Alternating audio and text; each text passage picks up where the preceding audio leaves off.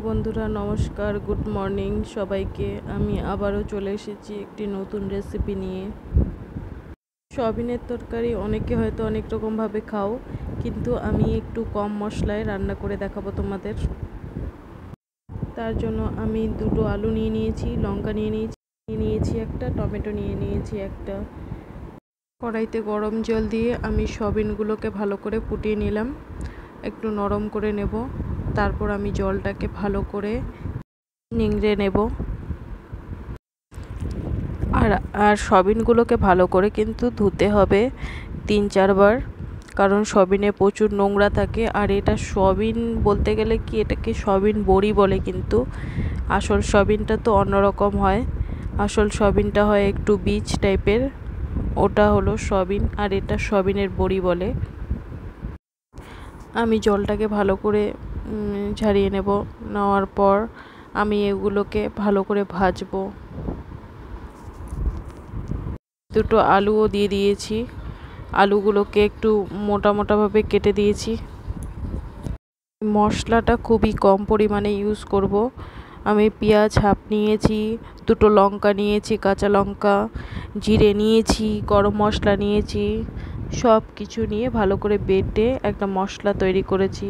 আর এদিকে আমার সয়াবিনও ভাজা হয়ে গেছে। কড়াইয়ে আমি অল্প তেল নিয়ে নিলাম আর কালো জিরে ফোড়নে দিয়েছি। তারপরে এদিকে মশলা দিয়ে দিলাম, দেওয়ার পর পরিমাণ মতো নুন, তারপরে পরিমাণ মতন একটু হলুদ দিয়ে দিয়েছি। দেওয়ার পর আমি সমস্ত কিছু ভালো করে ভাজা সামগ্রীগুলো দিয়ে ভালো করে কষাবো তরকারিটা। আর তরকারি যত কষানো হয় তত কিন্তু টেস্টি হয় খেতে, তাই আমি ভালো করে কষিয়ে নিলাম। আর এদিকে আমি গরম জল বসিয়ে দিয়েছি, জলটা ফুটলে আমি এখানে অ্যাড করব। আমি জল দিয়ে দিয়েছি। আমার সয়াবিনটাও ভালো করে ভাজা ভাজা হয়ে গেছে মশলাটার সাথে। আর এইদিকে দেখো খেজুরগুলো সব পচে গেছে, তাই খেজুরগুলো বের করেছি, কারণ ফ্রিজে থাকলেও তো ফ্রিজ নোংরা লাগে, তাই না? এগুলো সব আজকে ফেলে দেব। এত গরম পড়েছে, আমি একটু ছাঁচও খেয়ে নিয়েছি।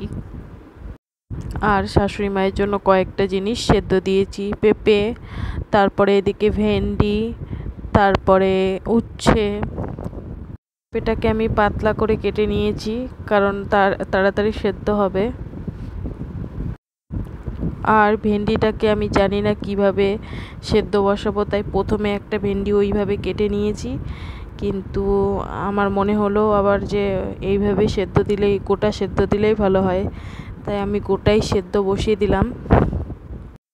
গরম জল নিয়েছি আর আমি সমস্ত কিছু অল্প নুন দিয়ে সেদ্ধ বসিয়ে দিলাম।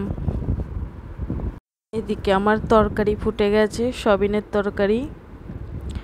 তারপরে দেখো আমি পটল নিয়েছি আর ঝিঙে নিয়েছি। আজকে আমি পোস্ত দিয়ে পটল করব। কম মশলায় একটা পেঁয়াজ আর দুটো কাঁচা লঙ্কা, কালো জিরে দিয়ে দেব। দেখো এই পটলগুলো পচে গেছে। তরকারি রেডি। আমি হালকা পাতলা ঝোল করে নিয়েছি সয়াবিনের। তো গরমের সময় এরমভাবে পাতলা ঝোল খেলে কিন্তু তার টেস্টটাই অন্যরকম লাগে। তারপর আমি এদিকে পটল আর ঝিঙে একইভাবে কেটে নিয়েছি। পেঁয়াজটা আমি কুচি কুচি করে কেটে নিয়েছি, আর লঙ্কাটাও কেটে নিয়েছি। আর এদিকে একটা ছোট্ট আদার টুকরো দিয়েছি। আর পোস্ত না এমনি শুধু শুধু বাটা যায় না, তাই একটু কিছু দিতে হয়। যেমন আমি পেঁয়াজ দিয়ে দিয়েছি, দুটো কাঁচা লঙ্কা দিয়ে দিয়েছি, মিহি করে পেস্ট করে নিয়েছি। আর আমি পটল আর ঝিঙেটা ভালো করে ধুয়ে নেব। তোই আমি খোসা ছাড়িয়ে নিই, ভেতরে তো নোংরা থেকেই যায়, তাই না?